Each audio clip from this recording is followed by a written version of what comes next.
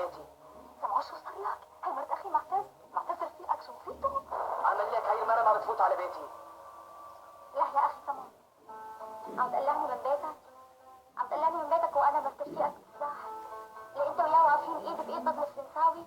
والله مستغربه انه انت عم تحركيني هيك.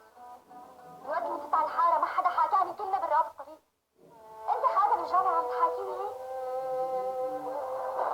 والله اللي علمني اياه عمي ابو عصام واللي شفته من اهالي الحاره انه الاسلام ما له هيك. هذا اللي ناقص والله، انت بدك تعلميني الاسلام؟ انا ما عم اعلمك الاسلام، انا عم ذكر. وانت بتعرف قصه النبي محمد صلى الله عليه وسلم لما كان اليهودي يروح يحط الزباله على باب بيته